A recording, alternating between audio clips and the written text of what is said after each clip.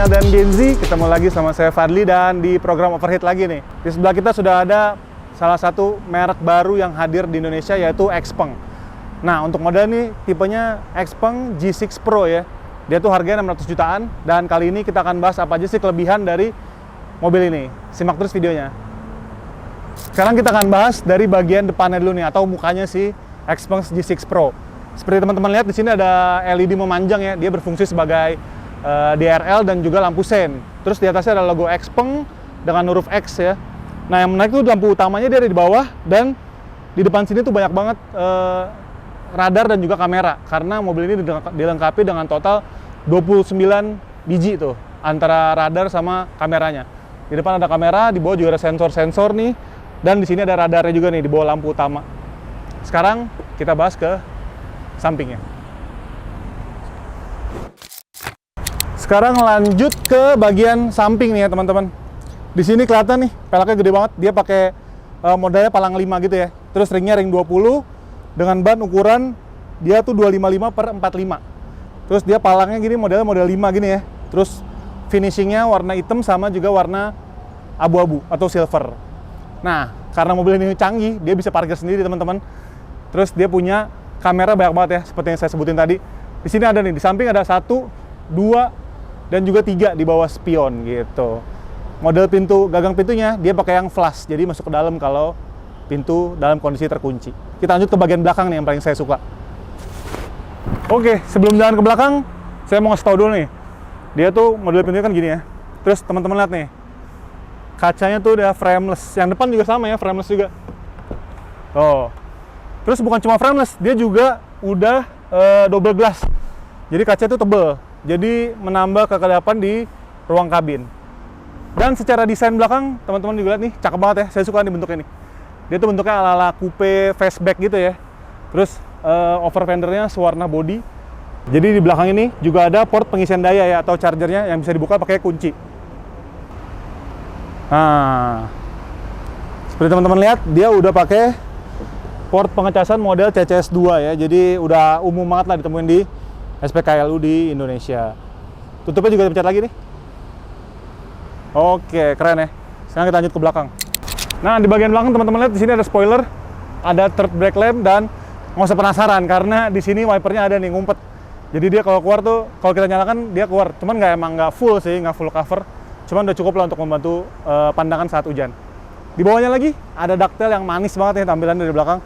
Dan lampu remnya senada ya sama yang depan, walaupun dia nggak full nyambung karena ada kamera di sini di belakang. Tapi dia lampu remnya modelnya lurus gini, LED. Dan ada logo atau emblem Xpeng di sini. Dan G6. Baik lagi, di bawah juga banyak sensornya teman-teman. Karena sekali lagi mobil ini canggih banget ya. Sekarang kita coba buka bagasinya nih. Dia udah elektrik. Untuk mobil dengan panjang 4,7 meter ini bagasinya cukup lebar ya teman-teman, cukup besar. Mungkin naruh dua koper besar masih masuk. Dan untuk privacy di sini juga masih ada ini nih, untuk masih dapat penutup. Nah, jadi kita bisa tutup, atau kalau nggak mau pakai ya tinggal digeser aja. Di bawah sini kita lihat ada repair kit ya untuk berbagai macam kebutuhan seperti tambal ban atau yang lain-lainnya. Terus ada juga speaker di sebelah sini, ada lampunya otomatis nyala, dan ada power outlet nih. Jadi kalau butuh ngecas sesuatu di bagasi untuk perjalanan jauh tuh bisa banget di sini. Cakep ya? Ini semuanya udah soft ya, jadi naruh barang-barang tuh aman. Sekarang kita cek bagian dalam.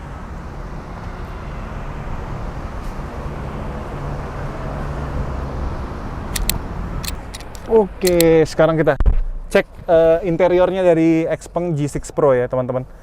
Nah, di sini langsung kelihatan nih interior tuh minimalis tapi tetap berasa futuristik ya, modern. Di tengah ada layar berukuran besar nih, 15,6 inci untuk mengatur berbagai macam pengaturan di mobil, termasuk entertainment ya. Jadi dia udah bisa Apple CarPlay, Android Auto, wireless. Terus setirnya bentuknya nggak full bulat gini ya, dia rada oval dengan tombol yang cukup minimalis juga tapi fungsional gitu. Untuk pengaturan spion masih dari head unit ya, itu yang saya kurang suka sebenarnya karena nggak praktis gitu kadang-kadang. Tapi untuk pengaturan AC kita udah bisa dari setir nih, dari tombol yang di sebelah kiri. volume bisa di sebelah kanan di sini, dan di sini juga ada panel instrumennya 10,25 inci yang sudah full digital juga nih. Gitu teman-teman. Di tengah kita lihat konsolnya cukup besar. Dia punya 2 buah wireless charger nih. Jadi nggak perlu rebutan sama penumpang depan ya. Satu-satu udah dapat kebagian. Terus 2 buah cup holder, dan di bawahnya masih ada kompartemen penyimpanan yang sedang sih ukurannya, nggak terlalu besar. Dan ada beberapa port USB Type-C dan juga port lighter, charging lighter di sini. Terus di tengah-tengah juga ada nih konsol penyimpanan. Lumayan dalam sini. Dia bisa berguna juga sebagai armrest. Nah, terus apa lagi ya? Oh, ini teman-teman, di sini udah soft touch semua nih di atas. Warnanya hitam ya, gelap, dan ada speakernya, jadi suasananya tuh lebih hidup gitu dengan speaker yang cukup banyak di dalam mobil ini. Untuk buka pintu dia pakai tombol ya. Tuh. Pakai tombol. Tapi kalau dalam kondisi tertentu yang bikin dia nggak bisa dipencet, tetap ada tombol manualnya sebelah sini. Tuh. Jadi nggak usah panik lah ibaratnya kalau terjadi sesuatu yang membuat tombol ini nggak bekerja.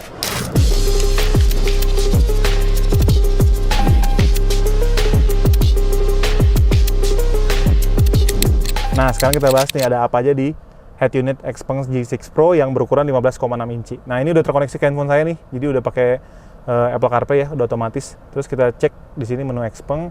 Nah, dia secara umum nih tampilannya langsung menampilkan kondisi di sekitar mobil nih, ada apa aja tuh. Karena dia tadi seperti saya bilang, dia punya 29 radar dan kamera ya. Jadi ini mobil tuh canggih banget. Terus kita masuk ke sini, menu utama, gambar mobil. Nah, di sini ada pilihan pengaturan kendaraan ya. Di sini kendaraan kita lihat ada trip A, trip B, total kilometer, total odometer. Terus di pengaturan jendela dan pintu bisa buka port pengisian daya, bagasi, penyesuaian spion juga di sini nih, teman-teman. Gitu. Terus pengaturan kunci pintu di sini juga. Di bawahnya lagi ada lampu. Nah, ketinggian lampu bisa diatur. Terus lampunya bisa otomatis nyala atau otomatis mati. Ada lampu jauh cerdas, lampu baca. Kursi juga ada pengaturan di sini. Bisa pijat juga nih kursi dia nih. Tuh, bisa pijat, mau intensitas rendah, sedang, atau tinggi, terserah. Tergantung preferensi teman-teman. Terus di drive ada mode berkendara. Dia ada 4 mode ya. Di sini ada Eco, ada nyaman atau comfort, sport, terus juga individu. Nah, kerennya tuh dia bisa ada pengaturan power steering teman-teman. Jadi ada ringan, sedang, dan juga berat. Jadi kita untuk yang seneng banget sama yang nggak kayak mobil listrik tuh ya, nggak kayak bawa mobil listrik, biasanya pilih ke sedang atau ke berat gitu. Kalau ringan tuh biasanya terlalu enteng untuk teman-teman yang doyan nyetir lah gitu, doyan nyetir mobil konvensional ya. Terus ada respon pedal, ada mulus, sedang, dan juga tajam. Terus di bawahnya regenerative braking. Oh, ada streaming kaca spion belakang nih teman-teman. Kalau teman-teman perhatiin di tengah nih, dia bisa pakai kamera, bisa juga jadi kaca spion biasa gitu. Tinggal dinyalain matiin aja. Tergantung preferensi teman-teman. Nah, kita lihat lagi. Bantuan pengemudi di sini juga ada ADAS ya. Dia namanya Xpilot Assist gitu. Xpilot Assist tuh banyak banget fiturnya teman-teman. Dan semuanya bisa diatur dengan mudah dari head unit. Nah, kalau mau gampang sebenarnya, kalau menu-menu yang sering kita pakai di jalan tuh tinggal shortcut pojok kiri atas kita tarik ke bawah layarnya. Di sini ada penyesuaian kaca spion, ada membuka atau melipat spion, membuka port pengisian, kamera 360, kunci anak nih untuk kalau kita bawa anak ya, child lock, lampu baca, pembersihan layar, dan lain-lain yang biasanya kita butuhkan dalam saat menyetir. Jadi nggak perlu repot masuk-masuk ke menu-menu gitu ya, tinggal scroll aja dari atas kayak handphone, dia langsung kelihatan.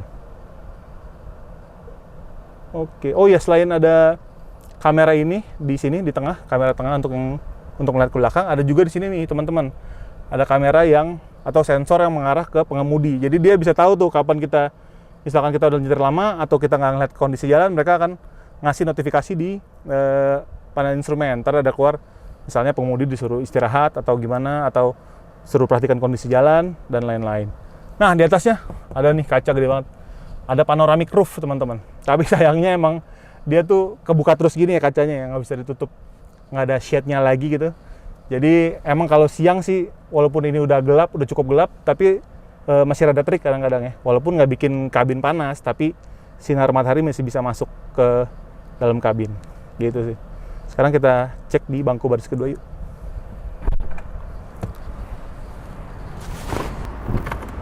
Oke, sekarang kita coba duduk di baris kedua dari Xpeng G6 Pro ya teman-teman. Nah ternyata di belakang juga cukup nyaman nih, saya baru nyobain karena dari kemarin di depan terus kan nyetir. Nah di sini ada beberapa bagian yang soft touch ya, dominasi soft touch, dan ini jarak duduk saya nih dengan jok depan. Tadi jok saya mengemudi itu masih cukup jauh nih, sekitar 5 atau 6 jari nih, masih lebar ya, tegak gitu. Kalau dengan di atap ya emang nggak terlalu banyak sih jedanya, 5 mungkin atau 5 atau 6 juga nih sama. Tapi ini kondisi saya agak nunduk gitu ya, duduknya kalau duduk tegak, nah tuh dia lebih sempit tuh, segini doang jaraknya. Nah di bangku belakang penumpang dapat armrest nih. Di sini ada armrest dengan 2 buah cup holder yang bisa dilipat tuh. Tutup lagi. Nah di sini ada 2 buah kisi-kisi AC ya, walaupun nggak dapat pengaturannya, jadi cuman ngikutin aturan dari yang depan, dari head unit utama. Terus juga dapat 2 buah port USB Type C di sini. Jadi ngecas semua kebagian ya, kalau berempat ya, masing-masing udah kebagian. Terus di bawahnya udah nggak ada apa-apa lagi di sini. Jadi cuma ada itu aja. Untuk kompartemen penyimpanan cuma ada di depan sini. Kanan kiri ada, sama di bawah sini untuk mungkin 2 botol minuman di sini bisa. Dan di sini kecil nih, naruh HP bisa kayaknya. Nah, di sini ada lampu baca. Bisa nyalakan dengan pencet. Di sebelahnya ada speaker lagi ya, teman-teman. Jadi seru tuh, menyenangkan kalau dengerin musik di dalam mobil ini. Karena dia menyeluruh tipenya. Nah, setelah tadi kita lihat bagaimana kerennya eksterior dan juga interior dari Xpeng G6 Pro, sekarang kita coba nyetir nih. Jadi memang saya sudah membawa mobil ini tuh selama beberapa hari sebelum kita mulai syuting hari ini. Dan yang saya suka adalah dari pilihan banyaknya mode berkendara dan juga pengaturan di mobil ini, yang saya suka adalah power steeringnya bisa diatur dari ringan sampai berat gitu ya. Jadi saya suka banget dengan memilih dengan mode yang power steering yang sedang gitu, nggak terlalu ringan, karena ada beberapa mobil listrik yang tidak bisa diatur tingkat power steeringnya, dan itu menurut saya terlalu ringan, jadi kurang nyaman lah, apalagi kalau di kecepatan tinggi. Nah kalau mobil ini enak nih, bisa diatur. Jadi kalau kita mau yang lagi agak kenceng, kita bisa atur di sedang atau berat. Jadi kayak bawa mobil konvensional gitu. Pasti teman-teman yang hobi nyetir juga pasti lebih suka dengan banyaknya pilihan tersebut sih. Gitu. Nah, terus untuk tenaganya, mobil ini nggak usah dilakukan lagi teman-teman. Jadi dia udah punya motor listrik dengan tenaga maksimum tuh sampai 292 dk dan torsinya gede, 440 Nm, yang udah pasti lebih dari cukup untuk kegiatan sehari-hari, baik di perkotaan maupun jarak jauh ya, keluar kota gitu ya. Karena ini mobil baterainya juga gede dia 80,8 kW per hour ya. Jadi bisa jarak tempuh maksimum itu tembus 500-an kilometer, 525 lah klaimnya. Dan pengecasannya cepet, asik jadinya. Dia udah pakai CCS2, pengecasannya bisa DC fast charging yang mampu sampai 450 kW kalau saya nggak salah menerima daya masuknya. Jadi ngecas dari 10 menit sampai dari 10% ke 80% cuman dalam waktu 20 menit saja teman-teman. Cepat banget ya. Jadi kalau kita ketemu SPKL itu udah nggak nemuin lagi deh, nggak nemu kendala lagi. Untuk kenyamanan, emang sih mobil ini kelihatannya gede gitu kalau dari luar, apalagi belakangnya ya, belakang model coupe yang fastback gitu. Tapi kenyataannya pas saya nyetir tuh terasa cukup compact aja sebenarnya teman-teman. Dia dengan 5 penumpang di sini nggak terlalu yang besar dan cukup untuk di perkotaan. Kayak di gedung-gedung tuh parkir masih gampang banget, nggak perlu yang terus palanya juga nggak sampai keluar banget ya. Kalau mobil-mobil yang panjang kan biasanya palanya masih keluar tuh kalau di parkiran. Nah kalau ini cukup, jadi tampilannya cakep, teknologi juga cakep. Dia juga bisa parkir otomatis nih, ntar kita coba ya di parkiran ya. Nah, parkir otomatis ini ada 2 teman-teman. Jadi bisa langsung dari kemudi, dari layar ini, layar head unit diaturnya, milihnya, ataupun dari handphone. Jadi kalau teman-teman beli mobil ini, nanti bisa download aplikasi Xpeng-nya. Dia akan selain melihat kondisi mobil juga bisa dilakukan untuk untuk melakukan parkir otomatis tadi. Jadi kita bisa keluar dari mobil, tinggal buka aplikasi, udah deh mobilnya bisa parkir sendiri. Terus kalau kita parkir tempat sempit, dia bisa maju sendiri juga teman-teman. Dari handphone bisa kita majuin, jadi kita dapat ruang yang lega untuk membuka pintu. Canggih emang ini, Xpeng. Di kelasnya sih emang dia belum ada yang secanggih ini ya. Dibandingin rival-rivalnya nih di kelas di Indonesia, setahu saya sih baru Xpeng yang punya fitur parkir otomatis. Kenyamanan, dari segi kenyamanan, suspensinya terbilang cukup nyaman, tapi nggak yang empuk banget dan juga nggak keras banget. Jadi dia menyesuaikan lah ya. Apalagi dia pakai bannya tuh tebel ya, 245/55, terus ringnya ring 20. Jadi emang ayunannya cukup nyaman dibantu sama ban.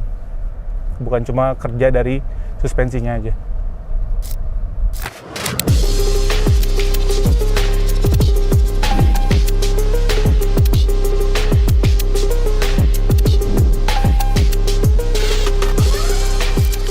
Oke teman-teman, sekarang kita mau tunjukin nih bagaimana cara mengaktifkan fitur parkir otomatis dari si Xpeng G6 Pro. Jadi ini kondisi kita udah di parkiran ya. Parkirannya kanan kiri lumayan kosong nih, banyak pilihannya. Nah, kita jalan sini, jalan lurus, dan sekitar udah ada parkiran kosong. Kita tinggal masuk ke gigi mundur aja nih teman-teman. Gigi mundur, nah di layar mulai ada tuh pilihannya tuh. Ada banyak pilihannya di kiri dan di kanan, mau di mana. Kalau udah nemu tempat yang kita mau, tinggal kita klik aja nih tengah nih. Klik sekali, injak rem, terus mulai parkir otomatis, lepaskan pedal rem. Nah ini dia akan langsung aktif nih. Tuh, saya udah nggak nyetir, nggak megang setir, nggak megang injak rem atau injak gas ya. Dia udah otomatis.